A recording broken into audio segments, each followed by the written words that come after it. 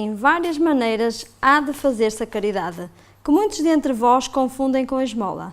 Diferença grande vai, no entanto, de uma para outra. A esmola, meus amigos, é alguma vez útil, porque dá alívio aos pobres, mas é quase sempre humilhante, tanto para o que a dá como para o que a recebe. No entanto, deve-se distinguir a esmola propriamente dita da beneficência. Nem sempre o mais necessitado é o que pede. O temor de uma humilhação detém o verdadeiro pobre, que muitas vezes sofre sem se queixar. E esse é que o homem verdadeiramente humano sabe ir procurar sem ostentação. A caridade, ao contrário, liga o benfeitor ao beneficiado e se disfarça de tantos modos. Pode ser caridoso mesmo com os parentes, com os amigos e com os inimigos, sendo uns indulgentes para com os outros, perdoando-se mutuamente as fraquezas, cuidando de não ferir o amor próprio de ninguém. Vós espíritas, podeis sê-lo na vossa maneira de proceder para com os vossos inimigos, mas sem os chocar, sem investir contra as suas convicções e sim atraindo-os amavelmente às nossas reuniões, onde poderão ouvir-nos e onde saberemos descobrir os seus corações, a brecha para neles penetrar-nos. Eis aí um dos aspectos da caridade. Escutei agora o que é a caridade. Amai-vos uns aos outros. E deixo-vos aqui a curiosidade, porque o texto continua, chegam a casa, podem procurar, e selecionei este texto propositado, porque hoje vamos falar sobre a caridade. E vamos falar sobre a caridade como uma prática pedagógica para os obsessores. E se calhar para alguns da área da educação, quando se fala em prática pedagógica, lembra logo a ação de um professor na sala de aula, mas vamos falar, e porque não estamos numa sala de aula, até estamos numa coisa parecida, mas não vamos falar de educação, vamos sim falar da nossa ação, na nossa rotina diária para com os obsessores. É esta então a prática pedagógica que vamos falar, que se eu achei por bem chamar-lhe de caridade. E então é neste aspecto que vamos hoje tratar, durante a nossa vida diária, como é que nós podemos aplicar a caridade mesmo até para com os obsessores, porque é fácil se calhar praticá-la para com os nossos amigos. Agora, para os obsessores ou para os inimigos, está aí a grande dificuldade. E o Espiritismo dá-nos essas ferramentas que as podemos usar. E quando se fala na nossa vida diária ou na prática da caridade, lembra-nos que nós, quando estamos a praticar a caridade, é durante as nossas relações sociais. Então surgem-nos algumas questões aqui iniciais para começarmos então a debater sobre o assunto. E uma delas é: o que é a vida? Então a vida é algo fantástico e que nos impõe uma dinâmica que é conviver. Eu estou a falar da vida hominal, no estado hominal, e a conviver também podemos conviver com as plantas e com os animais. Mas vamos falar aqui na convivência de nós, seres humanos, enquanto animais sociais, porque o ser humano, o homem, sente essa necessidade e é através da convivência social que o homem se vai elaborando e vai progredindo, e progredindo em todas as áreas, a área física, mental, psicológica e até espiritual. É nesta convivência. Só que o homem não é, ou o espírito, não foi criado pronto e acabado, segue uma evolução que vem lá de priscas eras, como se falava aqui no acolhimento. Então, quando nós vimos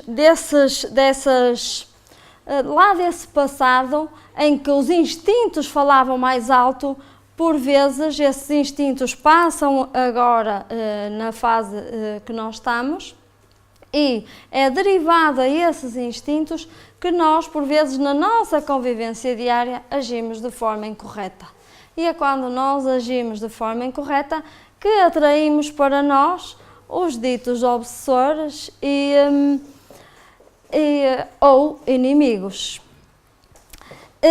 Portanto, nós estamos em sucessivas e múltiplas reencarnações para aprender e é através dos erros que nós aprendemos. Mas por vezes esses nossos erros, há quem não ache muita piada a esses nossos erros, não é?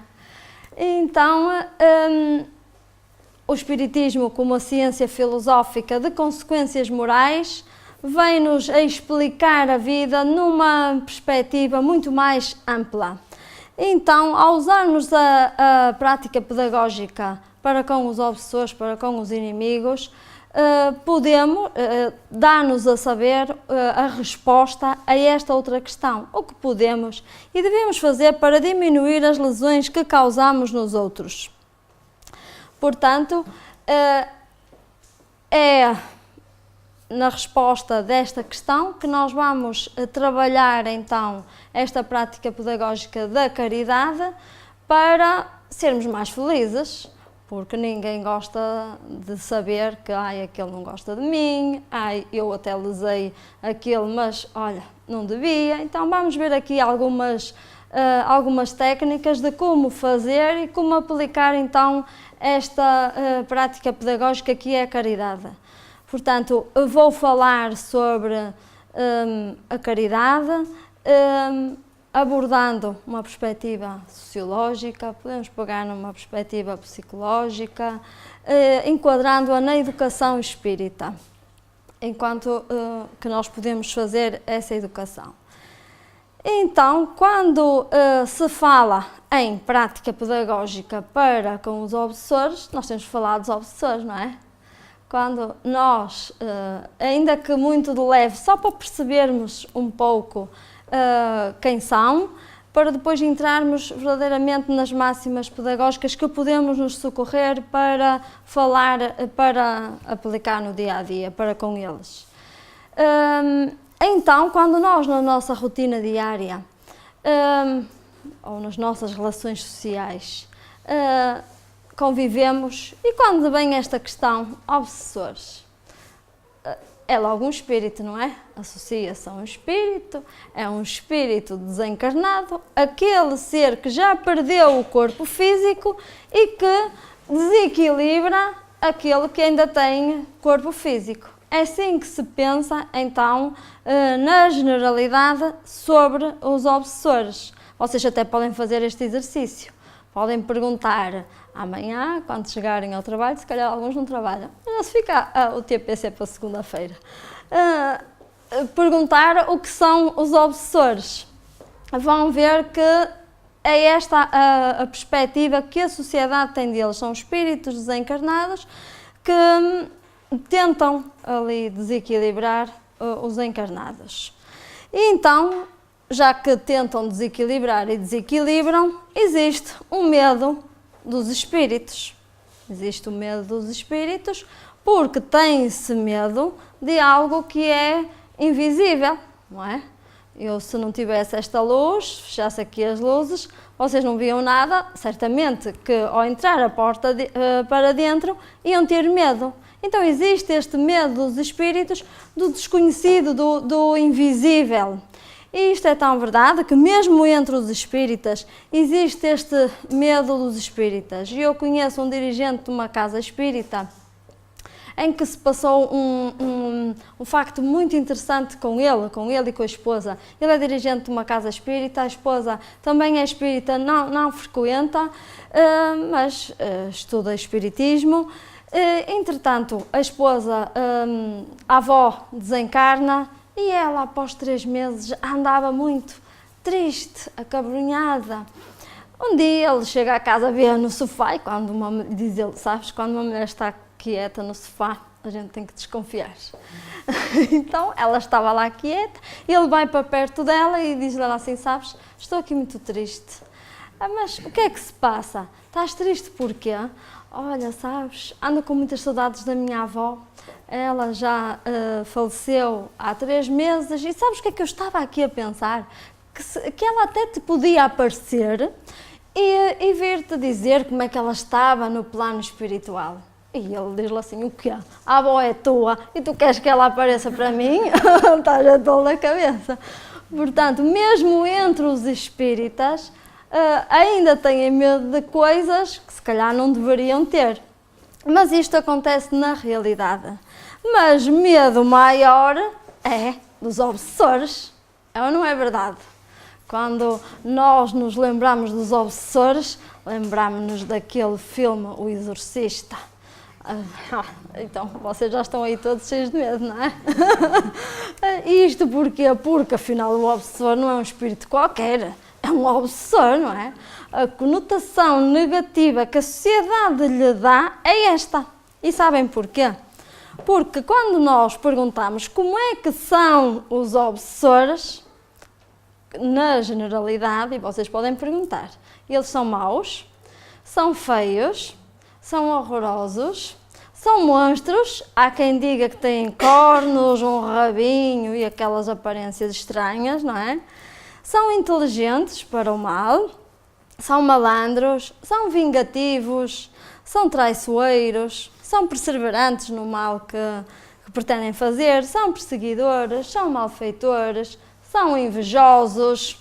E eu continuava aqui uma lista infindável de características negativas. Mas nós podemos até, se calhar, resumir isto. Olhem, os obsessores são vistos pela sociedade como tudo que é mau, não é? Há quem até diga, então nós podemos resumir a dizer assim, olhem, eles são os diabos. Pronto, foi bom nós termos falado desta forma, porque de facto é isto que a sociedade pensa, ou na generalidade pensam dos obsessores, mas vamos, e com o sentido de desmistificar estes conceitos errados que vêm lá de um passado em que se pensava que de facto eles tinham os corninhos, um rabinho e etc e tal, e que eram mesmo os diabos, nós vamos analisar alguns conceitos para ver de facto quem são os obsessores.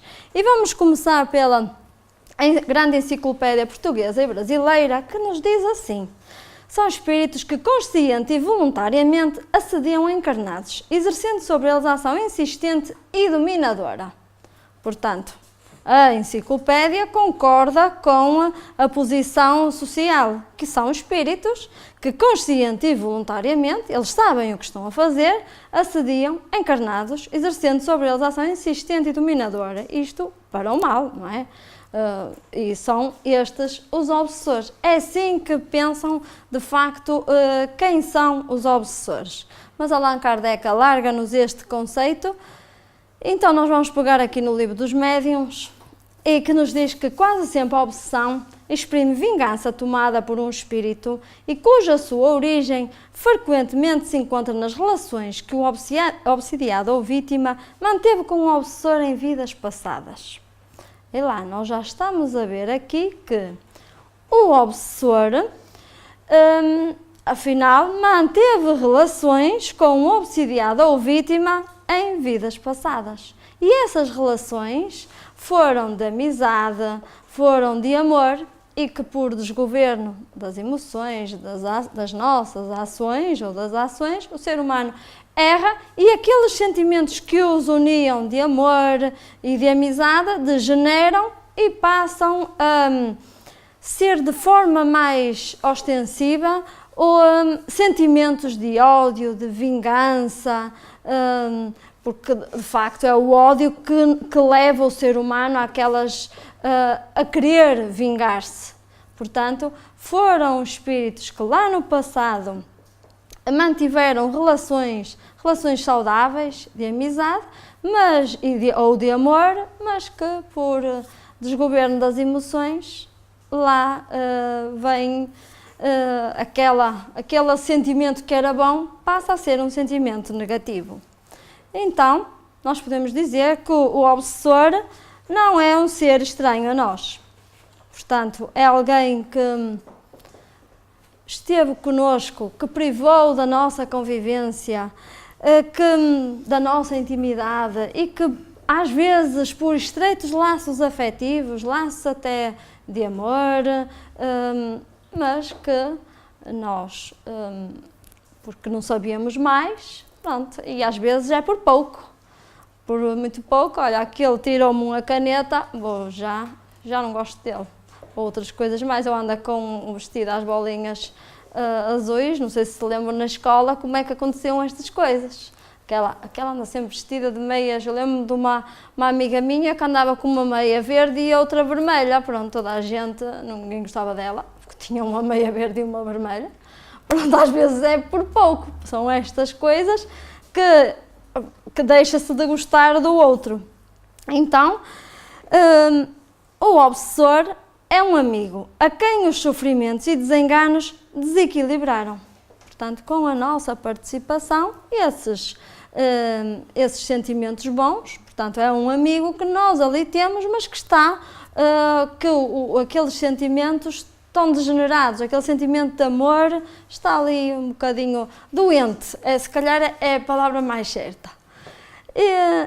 E Emmanuel, no livro A Seara dos Médiuns, vem alargar-nos este conceito, então dizer-nos que obsessores visíveis e invisíveis são as nossas próprias obras, espinheiros plantados por nossas mãos.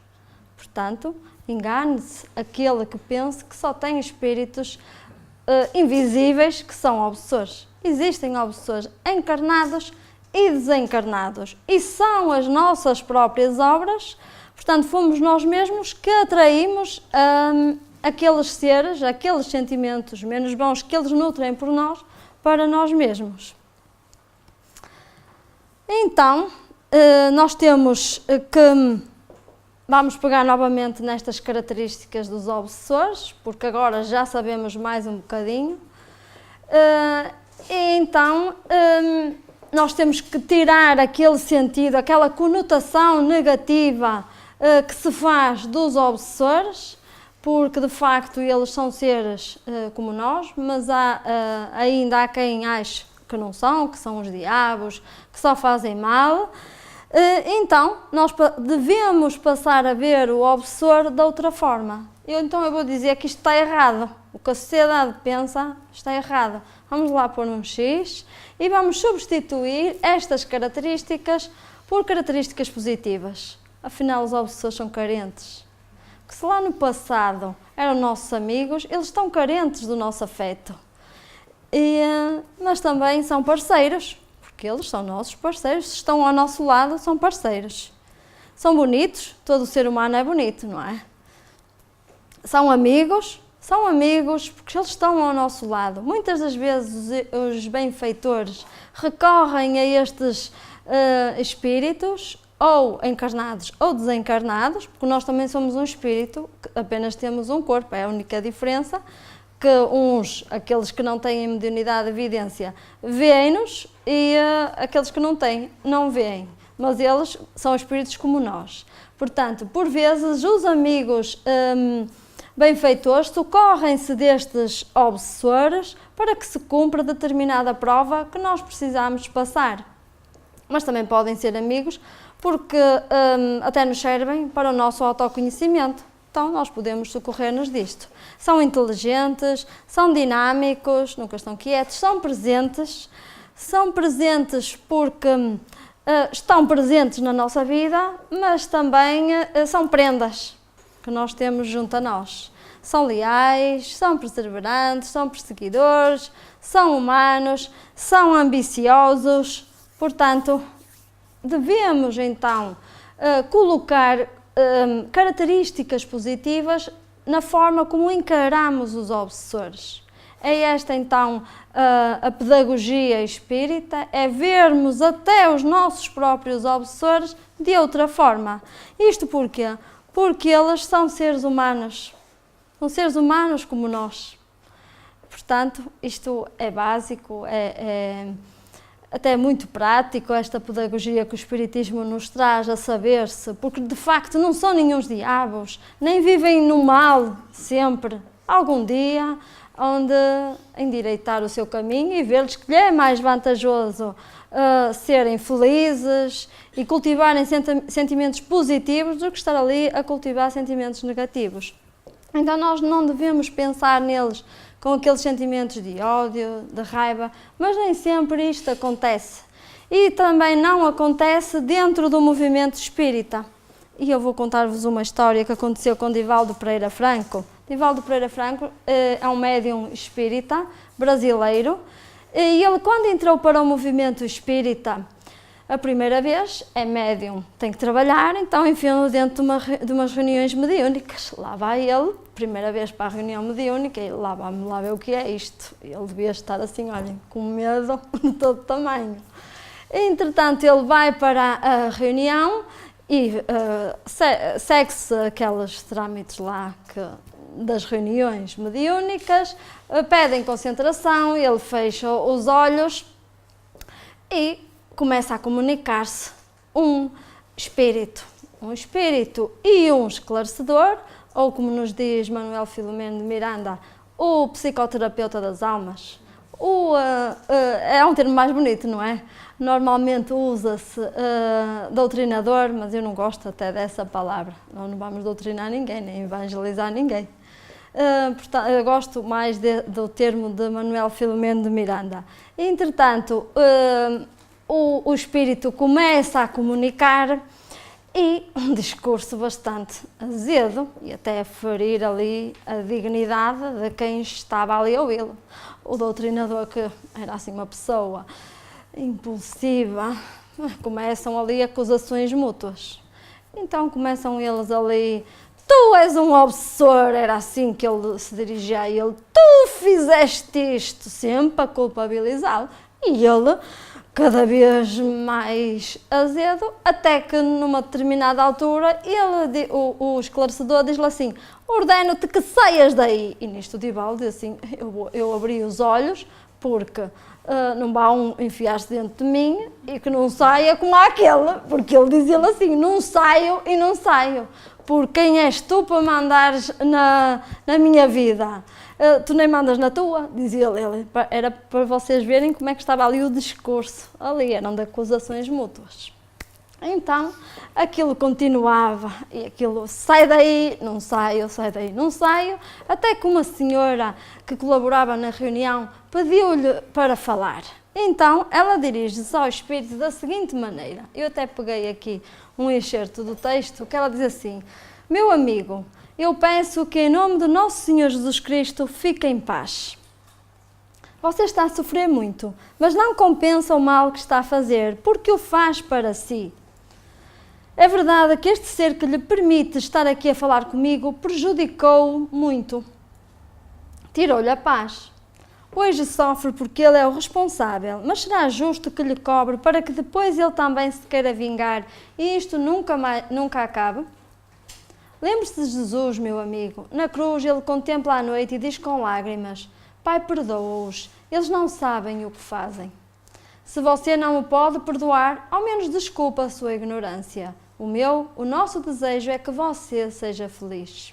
Está a sofrer há tanto tempo, não acha que chegou o momento para ter paz? Eu lhe peço, em nome de Jesus, que nos ama tanto, vá em paz.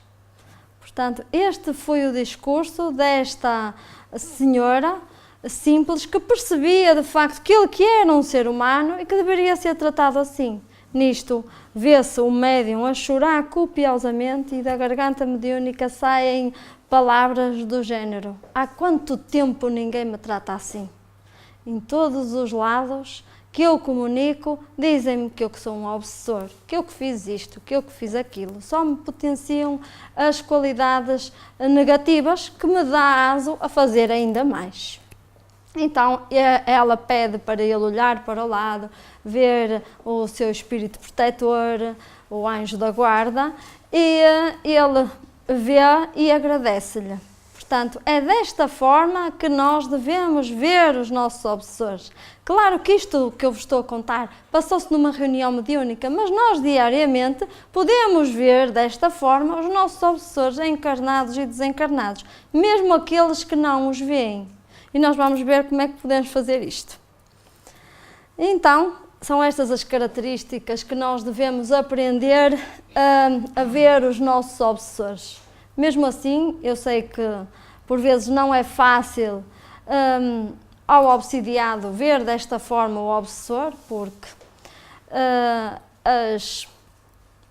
as artimanhas que pregam, às vezes não é nada bom nós vermos determinadas coisas, até mesmo a ferir a nossa dignidade, sejam de encarnados ou de desencarnados. Mas é desta forma então que devemos encarar os obsessores, que são seres humanos que erraram tal como nós.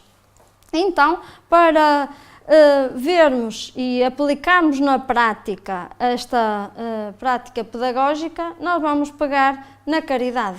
E quando se fala em caridade, eu vou aqui distinguir 3 tipos de caridade. Uma delas é a material, que esta caridade é do domínio da sociedade. A sociedade, e muito bem, tem instituições que são especializadas, que cumprem determinadas necessidades sociais e financeiras de algumas famílias que vivem não tão bem, portanto, têm estas instituições que ajudam aqueles que precisam. Estamos a ver aqui uma instituição, podem sentar-se, entrem.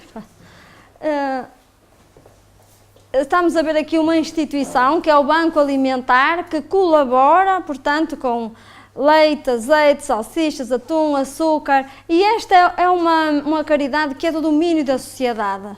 Existem, portanto, estas instituições com técnicos especializados que analisam caso a caso e que ajudam aqueles que mais necessitam. Só que, na realidade, na atualidade, esta questão da caridade e quem é voluntário nestas instituições percebe melhor esta realidade. Esta caridade está um pouco deturpada. Eu recordo-me de um professor meu que me dizia que a esposa era voluntária na Cruz Vermelha, tinha lá um alto posto, era diretora de não sei de quê, e recebia 4.000 euros por mês. Portanto, eu gostava de saber como é que alguém é voluntário e ainda tem um salário assim tão grande numa instituição que é para ajudar. Isto só evidencia que esta caridade hoje em dia está um pouco deturpada e os amigos da luz, não sei se vocês conhecem, se não, ficam a conhecer, podem ir ao YouTube, fizeram um vídeo em relação a este tipo de caridade. Ô amigo, vai uma balinha aí? Oi? Uma balinha? Ah, um pedinte, coitado. Não, pedinte não, amigo, tô aqui trabalhando. Trabalhando não, você tá vendendo bala no trânsito, coitado. Isso não é trabalho? Não, isso é a desgraça. É a fome, a miséria, é a vergonha pública. Coitado. Olha, eu não tenho vergonha de trabalhar não, tá? Nem eu. Eu tô falando de vender bala no trânsito. Isso é trabalho. Ei, vai ficar gritando comigo aí? Eu tô aqui disposto a ajudar. Eu vou até comprar uma bala. Coitado. Cara, para de me chamar de coitado, cara. Eu só vim aqui te oferecer bala. Se você quer, eu tenho pra te vender. Se você não quer, obrigado e bom dia. Que orgulhoso, que coisa feia, já vi tudo. Foi rico na outra encarnação, fez mau uso da riqueza, agora voltou a ser mendigo. Que mendigo, cara. De que você tá falando? Mas mesmo assim eu vou te ajudar, tá? Eu vou praticar caridade.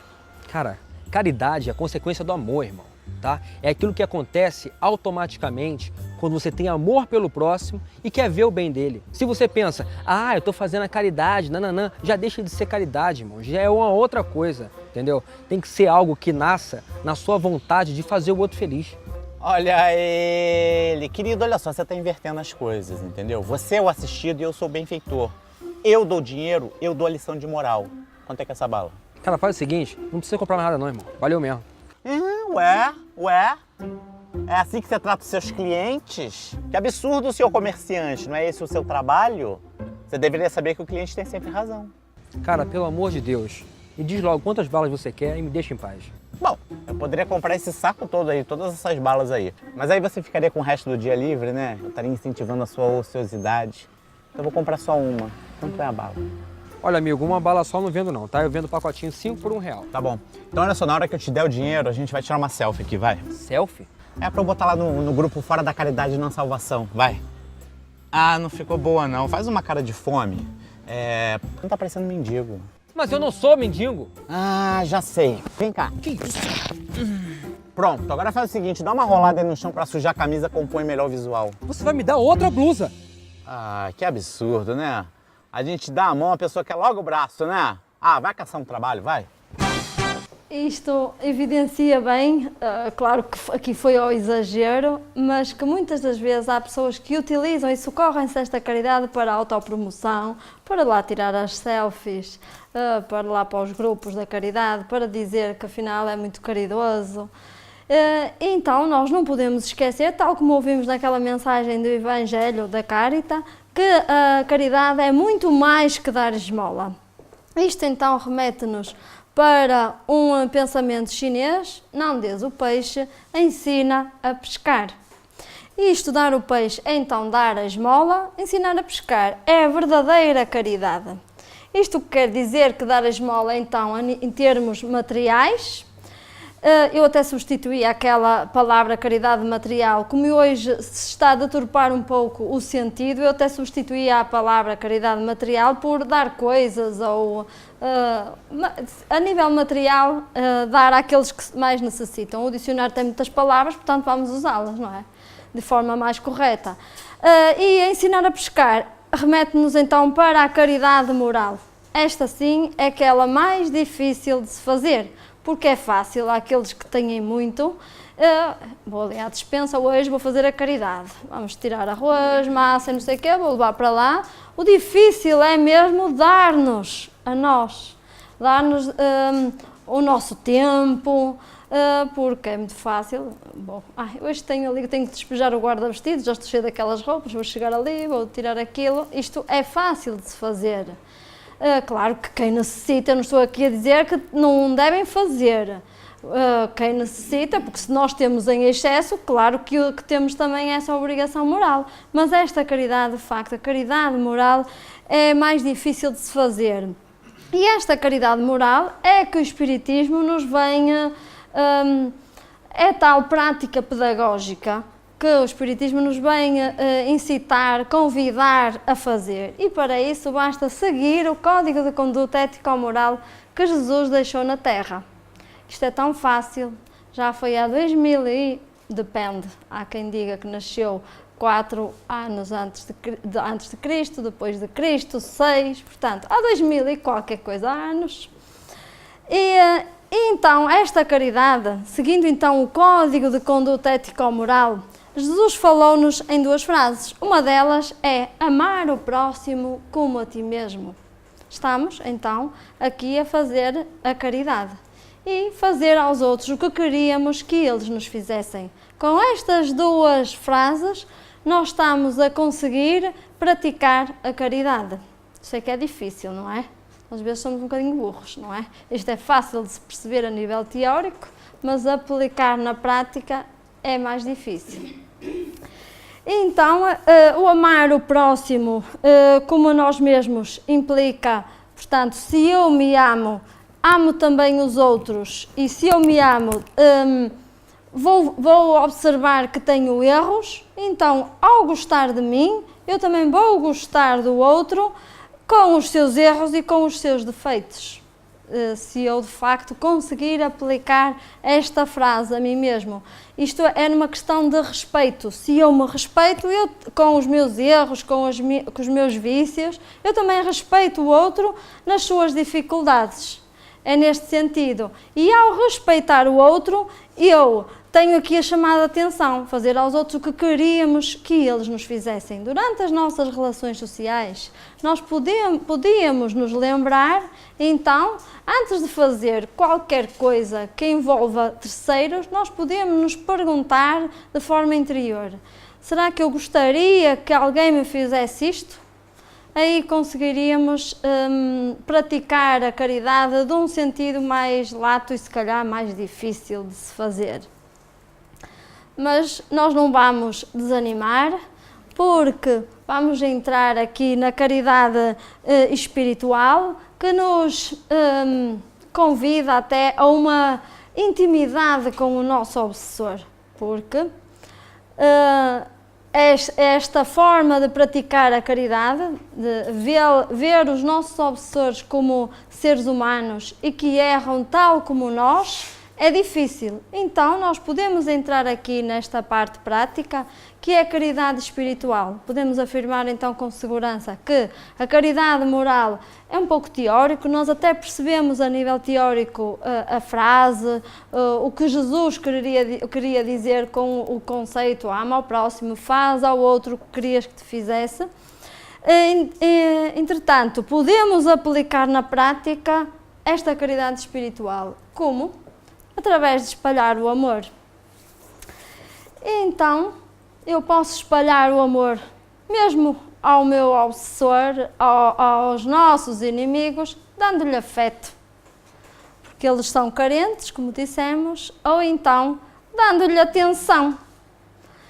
E para isto nós devemos perceber que todo o mal que o outro faz, falo para ele.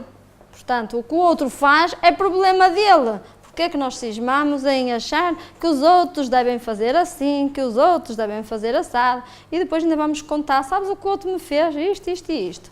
Mas se nós interiorizarmos e espalharmos desta forma o amor, nós estamos a perceber que o outro fez mal, mas o mal é para ele, não é para nós. Caso contrário, é como aquela frase budista, não faças quando alguém te fizer mal, não faças também o mal, porque senão em vez de um homem são dois homens maus. É mais ou menos assim o pensamento, a frase não é textual. Portanto, nós podemos então espalhar o amor e estamos a dedicar-nos ao outro. E como é que nós podemos usar? E como é que nós podemos espalhar o amor? Socorrendo-nos de... Eu vou falar em duas máximas pedagógicas que podemos nós aplicar no dia a dia, e uma delas é o perdão. Desde tempos lá no passado que as filosofias, algumas religiões nos falam sobre o perdão. De facto, se nós conseguíssemos perdoar o outro, e perdoar o outro não significa aceitar tudo o que o outro fez, é compreender que o outro erra tal como nós. Então nós, com esta máxima pedagógica, nós temos aqui uma poderosa ferramenta que nos ajuda nas relações interpessoais, nas relações com os outros. Então, temos aqui uma ferramenta que é de graça, qualquer um pode usá-la, e basta saber como é que vai usar, e que nos ajuda nas relações interpessoais, nas relações com a família, com os colegas de trabalho, com os amigos, com os inimigos, conosco. Ou seja, é nestas relações interpessoais de nós com a sociedade. Portanto, porque nós sabemos que a nossa felicidade reside nestas relações interpessoais. Se nós tivermos relações interpessoais mais amistosas, nós somos mais felizes. Então vamos aplicar esta máxima pedagógica, que é o perdão, em todas as relações interpessoais, as relações com os outros. E para isso, o perdão ensina-nos então a saber lidar com as imperfeições dos que convivem conosco. Isto quer dizer que nós vamos ver os outros com todas as suas imperfeições, tal como nós. Nós também não sabemos tudo, por vezes também erramos, e se nós aceitarmos os outros com todas as suas imperfeições, estamos a conviver melhor, estamos a perdoar, no fundo estamos a compreender que o outro tem limitações como nós. E então, a reconhecer que os outros podem falhar tal como nós. Ao vivenciar esta máxima pedagógica, que é o perdão, e através do perdão que nos ensina então a ver que os outros podem errar, nós passamos a compreender melhor os outros, e aí estamos a perdoar. Vemos os outros, passamos a compreender os outros nos seus erros, e passamos a ver que o erro, e se nós metermos na cabeça que até aqui se calhar valorizava-se muito o erro no sentido negativo, da palavra. Tu errastes, levavas uns bolos na escola, era ou não era o que se fazia aos senhores professoras, não era antigamente. Ai, vocês também se lembram, todos passaram pela escola. Quem errasse alguma coisa levava uma reguada. Mas como é que uma criança aprende se não a errar? Se a criança não fizer ditados, não fizer cópias, não vai aprender. E no início dá muitos erros, mas depois, à medida que vai treinando, vai dando menos erros. Acontece o mesmo com o perdão, a reconhecer então que os outros podem falhar, tal como nós, e a procurar então conhecer o lado bom das pessoas que habitualmente criticamos.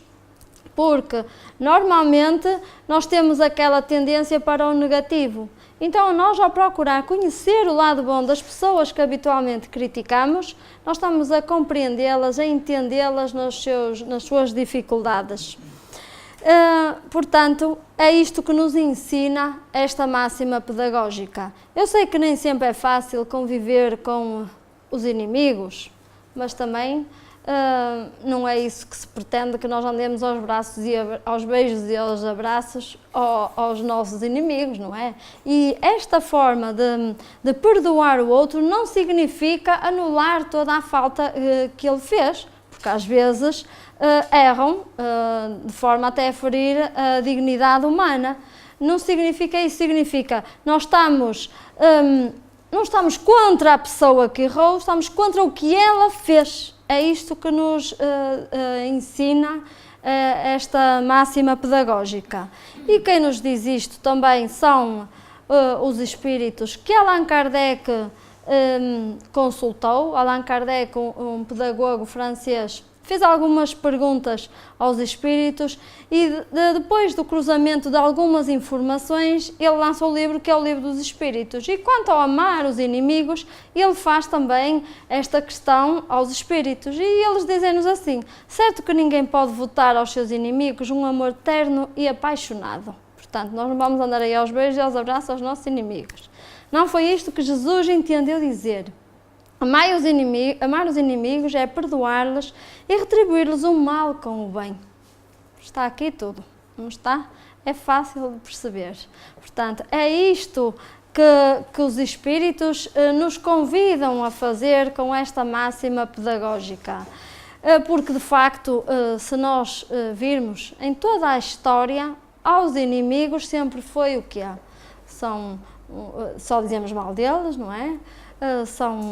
Aquele tipo não presta para nada, e aos amigos nós até toleramos. Ele fez isto, pronto, é porque não sabe. Mas é isto então que nós devemos aprender a fazer. Amar os inimigos é perdoar-lhes e retribuir-lhes o mal com o bem. É isto que podemos fazer. Então, o perdão traz vantagens, porque equilibra a saúde mental, emocional e física. Existem investigadores que se dedicam a esta área, porque agora nós temos máquinas boas, que até permitem analisar a nível físico, quer a tensão arterial, quer a nível de análises ao sangue, e estes investigadores que investigam esta área do perdão dizem que aqueles que não perdoam guardam ressentimentos, e ao guardar ressentimentos, o nosso coração bate mais de força, dilatam os vasos sanguíneos, o fígado descarrega colesterol na circulação, andamos aí todos mal dispostos e inquietos. Portanto, traz vantagens, equilibra a saúde mental, emocional e física. Então, é bom para todos. E eu posso dizer que é bom para o obsessor e bom para o obsidiado. Nós temos que trabalhar os dois lados, não é? Porque se existe um obsessor, também existe um obsidiado. O obsessor também pode pegar nesta máxima pedagógica que é o perdão e também aplicá-la a ele, porque isto não é só para uns, é os dois, que no fundo estão ali em ligações, estão a alimentar ressentimentos, os dois, os três ou os quatro, nesta teia de sentimentos, de emoções e de pensamentos desequilibrados. Então, Joana de Ângeles, a propósito disto, em Conflitos Existenciais, ela diz-nos assim: os sentimentos violentados que se transformam em conflitos não resolvidos escravizam a criatura, que passa a vivenciá-los de acordo com o que lhe parece real, jamais conforme exercício de evolução. O que ela nos está aqui a dizer é que quando nós alimentamos um ressentimento, estamos a violentar os sentimentos. Então, esses sentimentos transformam-se em conflitos. E esses conflitos vão nos escravizar, vão nos cristalizar ali no mal. É o que os investigadores também nos estão a dizer quando nós alimentamos um ressentimento.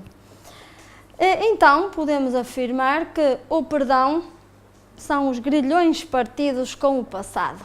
Portanto, eu ontem errei, o passado pode ser já assim há uns instantes, segundos atrás. Eu errei, vou cortar ali aqueles grilhões partidos, porque no fundo nós estamos a deitar para fora aquilo que nos torna infelizes. Então vamos cortar lá estas amarras. Mas o perdão é uma habilidade que exige treino. É semelhante a ir para a escola. Quando os meninos começam a ler, primeiro um A e um I, depois juntam-lhe um P, leem pai, depois leem frases ainda pequenas, depois começam a ler textos, mesmo assim um bocado, uma leitura assim um bocado emperrada, mas depois de lerem, conseguem ler de forma mais autónoma. E é igual ao perdão, portanto, é uma habilidade que exige treino. Vamos lá treinar.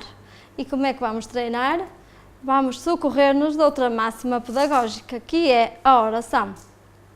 E a oração, portanto, como o Espiritismo nos fala sobre a oração, é que ela deve ser sem rituais, de forma simples, com palavras, mas não só com palavras, porque nós também podemos fazer uma oração e estamos a orar se abraçarmos uma árvore, se mergulharmos num rio e ficarmos ali todos deliciados com aquilo, portanto, mas em especial ao nosso obsessor, nós podemos usar esta máxima pedagógica da oração para cortar aqueles grilhões partidos.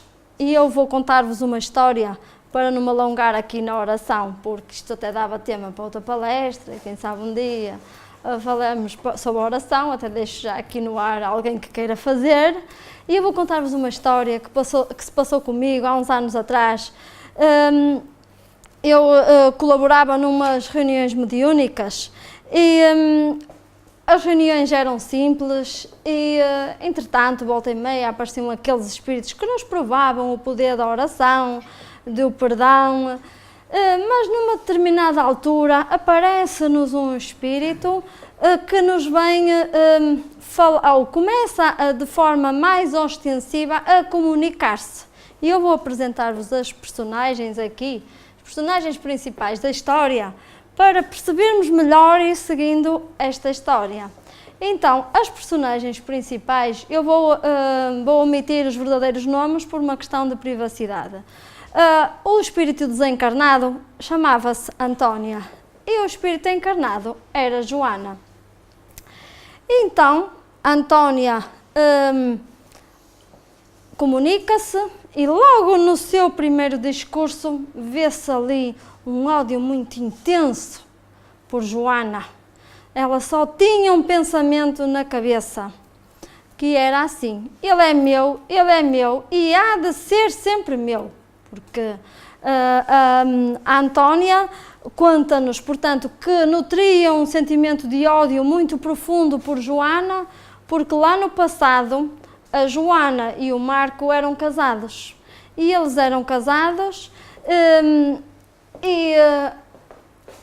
o Marco envolve-se sexualmente com a Antônia e a Joana descobre e manda matá-la.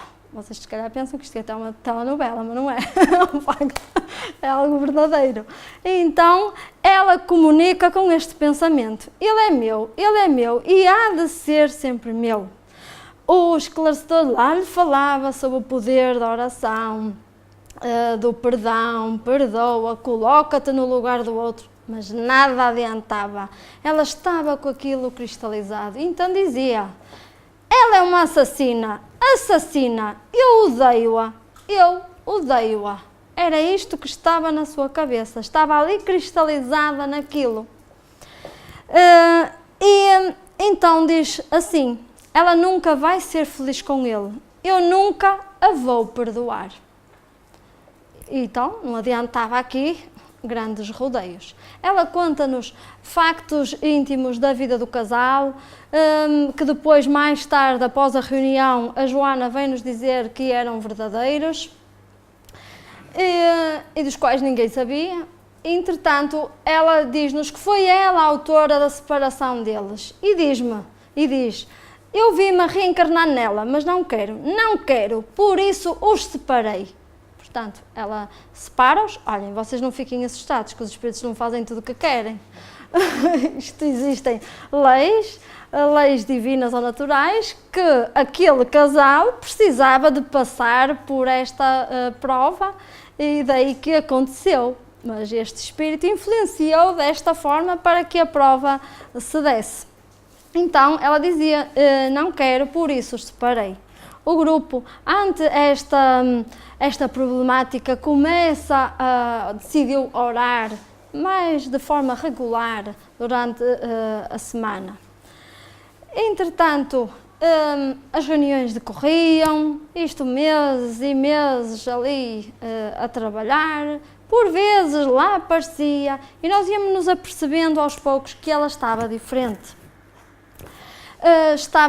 Não estava tão audienta. Então, numa determinada reunião em que houve o som do mar, ela vem sensibilizada com aquela música e diz-nos o que é isto que se está a ouvir, e explicámos o que era o mar, se queria vir connosco ao mar, fez-se uma visualização e ela junto ao mar, dizia ela que estava, contou-nos que estava um pouco sensibilizada com a Joana, porque ela e alguns elementos da reunião íamos durante a noite, desdobrados pelo sono, visitá-la, com irmãos benfeitores e amigos.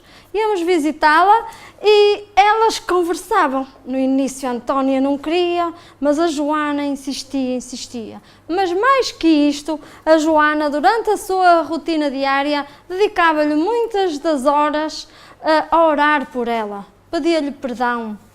E isto foi o que ela nos contou, que ela perdoava. Então a Joana dizia-lhe que, com reencarnação ou sem reencarnação, ela estava ali pronta a ajudá-la. E que se aquilo aconteceu no passado foi porque ela não sabia e falava assim durante muito tempo. Isto, portanto, à medida que ela ia comunicando durante essa reunião, nós apercebemos-nos que ela estava a ficar diferente e estava a despertar para uma outra realidade espiritual. Isto para provar que, de facto, esta máxima pedagógica, a oração, pode ser aplicada mesmo para os nossos inimigos.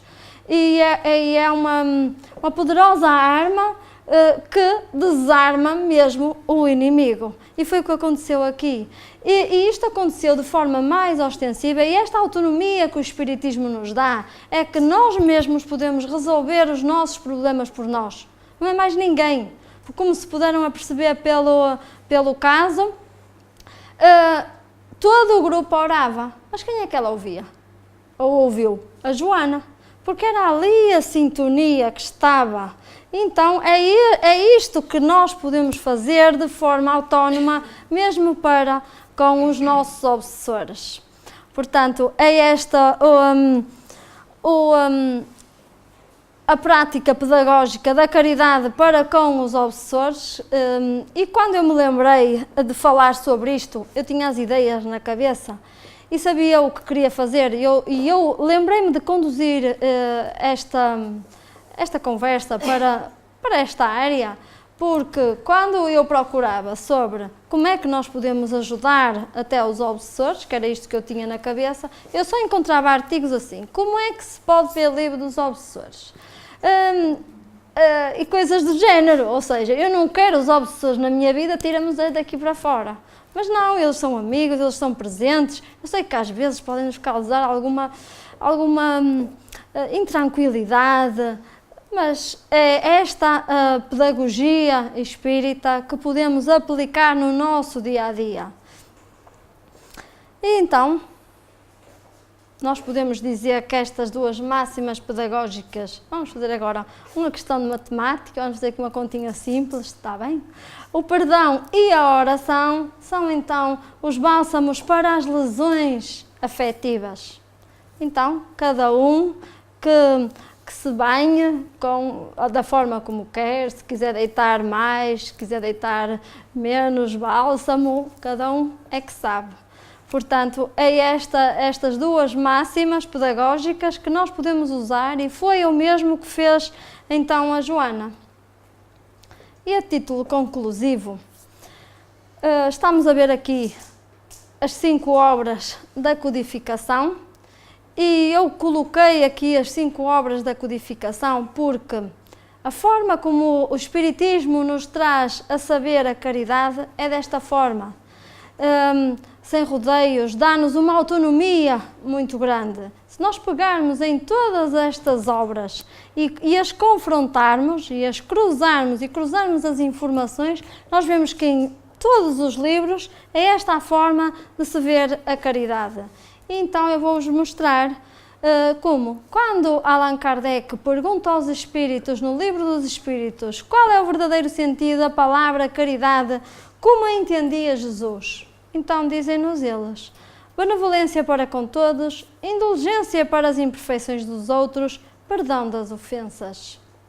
Isto é simples, não é? Parece. Benevolência, indulgência e o perdão. Benevolência, então, é aquele que deseja o bem, o ser indulgente é aquele que compreende o outro e o perdão é o perdão que nós já falámos. Então, nós podemos dizer que podemos, ao ser indulgentes e ao ser benevolentes, nós estamos a orar pelos outros. E o perdão, estamos a perdoar, estamos a compreender. Isto não significa que estejamos de acordo com o que os outros fazem ao perdoar, mas não estamos contra o indivíduo e sim contra o que ele faz.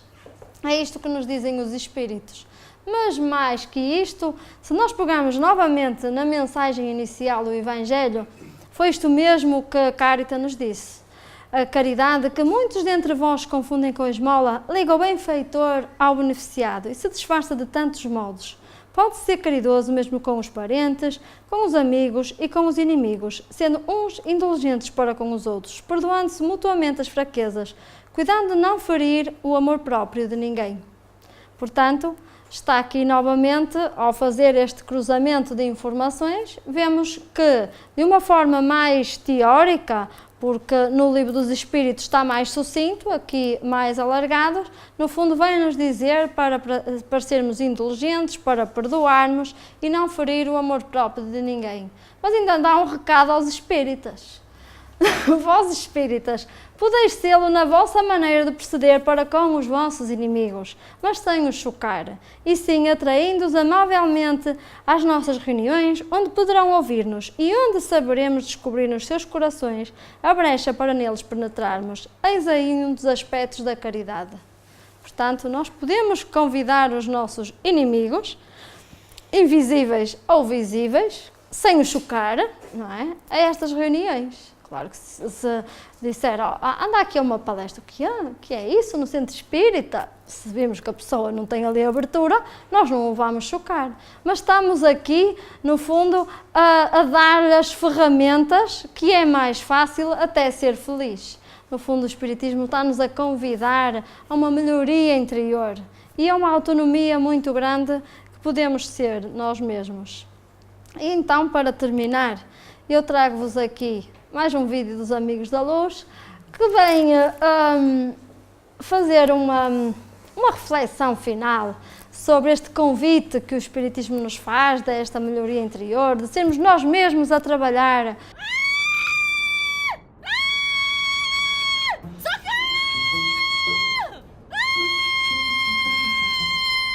Oi, Júlia. Quem é você? Tava lá no avião também? Eu sou seu amigo espiritual, tudo bem? Tudo bem? Eu já tive dias melhores, né? Como você pode ver, eu vou cair lá embaixo, eu vou me esborrachar! É, pela altura vai mesmo. Nossa, com um amigo espiritual que nem você, eu nem preciso de inimigo, né? Você queria que eu dissesse o quê? Que você vai bater lá embaixo e sair quicando igual uma bolinha de ping-pong? Sei lá, você podia me acalmar, né? Dizer que eu não vou sentir nada. Que eu vou acordar linda e bela ao lado dos meus entes queridos que já partiram, num jardim florido, sei lá. Qualquer coisa assim. Eu não gosto de mentir, sabe? Isso é contra os meus princípios. Você quer dizer que eu vou sofrer, né? Pode falar, tô preparada. Não sei. Como é que você levou a vida? Procurou se melhorar como pessoa? Porque o seu estado do outro lado é o resultado das suas conquistas espirituais na Terra. Eu ia começar minha reforma íntima na semana que vem. Ih, tá igual a mim quando eu disse que ia começar a malhar. Semana que vem, sem falta, eu começo. Aí, morri sem aquele abdômen rasgadão que eu tanto queria. Tipo assim, do Caio Castro, sabe? Ai, cara, isso não é justo. É, não é justo mesmo. Aqui. Não, cara, não é disso que eu tô falando. Eu tô querendo dizer que eu sou muito jovem pra morrer. Tava aqui mó curtindo a vida. A gente só pensa nessa parte espiritual geralmente, sei lá, depois dos 50 anos. Essa parte espiritual. Que outra parte existe? Você é um espírito, Júlia. Tudo que você faz tem a ver com a parte espiritual. Você entendeu o que eu quis dizer? Bom, eu vou nessa. Boa sorte aí, tá? Ei, espera aí! Não dá tempo de eu fazer nada pra melhorar a minha situação, não! Agora? Você deve ter uns 20 segundos. Não daria nem tempo de você fazer um miojo. Ai, que saco, viu? A gente sempre sabe que vai morrer, mas nunca imagina que vai ser assim, tipo, hoje. Pois é, né? Tchau. Tchau. Então a gente se encontra lá do outro lado, né?